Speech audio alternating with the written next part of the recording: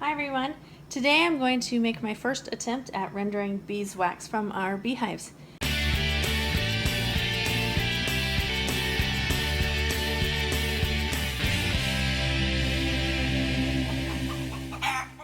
So I have a few supplies here. I watched a lot of different videos and read up on it, and I think that this is going to be the easiest way to do it. So I'm going to give it a shot and we'll see how it turns out. So these are the supplies that I will be using today. The first thing I have is this cute little yard sale find crock pot. It's retro, I love it. And I bought a separate one to do this in because I don't want wax and that kind of gunky stuff that's going to go in here in the one that we cook in. The second thing that I have is a 1 gallon paint strainer.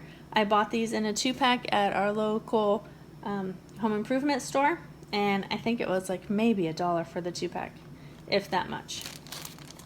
I have water, and I have the beeswax, and I have newspaper on the table to protect the surface.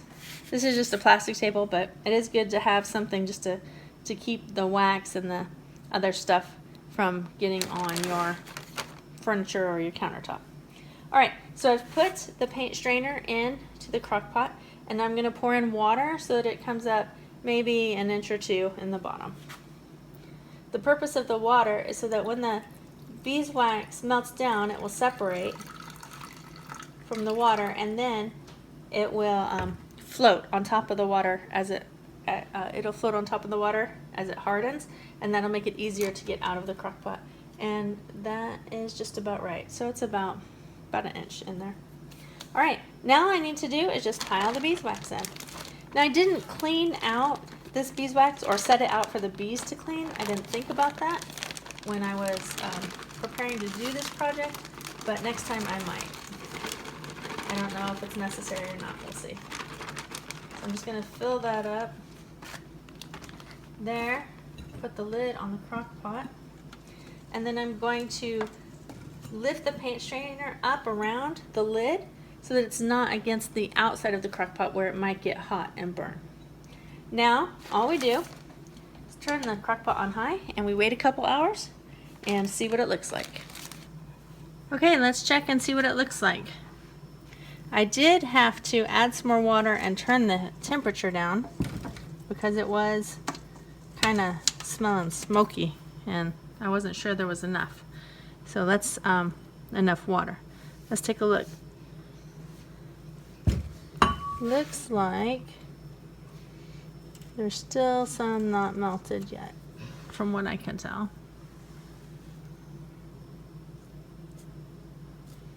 So I guess we'll give it some more time.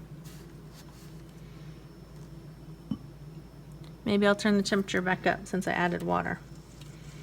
Last night we had a power outage and I had to start this process over this morning before church. I turned the crock pot on high with the intention of turning it down to low before I left and forgot. So when I came home, it was a little bit dark in there, and hopefully it's not ruined. I don't know. Alright. Okay, so here's our thinned hardened wax. I'm going to just scrape this off, and it's not as purified as I would like, so I'm going to clean out the crock pot. I'm going to do the process again, and this time I think I'm going to put some napkins inside the paint strainer. Alright, I have water. I have more water than I originally put in because the first time it kind of was smelling smoky, so I had added water last time. I'm going to put the paint strainer on, the new paint strainer, and then I'm going to try to pull it actually up a little bit higher so that the cloth sits above the water once I put the lid on. And let's put one layer of paper towels in like that, and I'm going to set the wax in here. Have to make a run to town for feed, you're going to turn the crock pot to low. Okay, about 2.5 hours have passed since the last check that we did. Let's take a look and see what the wax is looking like now. I can see that a lot more of it has melted.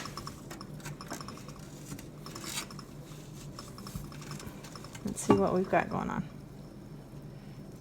Oh, I think we're good. Can you see that is what is left? So the wax has melted through. And now I'm just going to remove the strainer, and I'm actually going to try and do this with 2 hands. The strainer and the paper towel all in one swoop. Oh yes, very clean. Turn off the crock pot, and now we just wait. We let it cool again.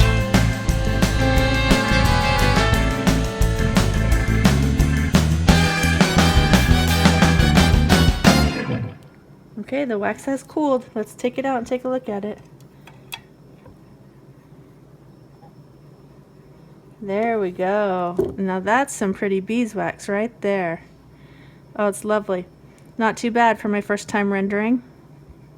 And so I'm going to set this over here on some cling wrap just so that it doesn't stick to the newspaper or get any newsprint on it. Something else I wanted to mention is this is the paper towel that was inside the paint strainer.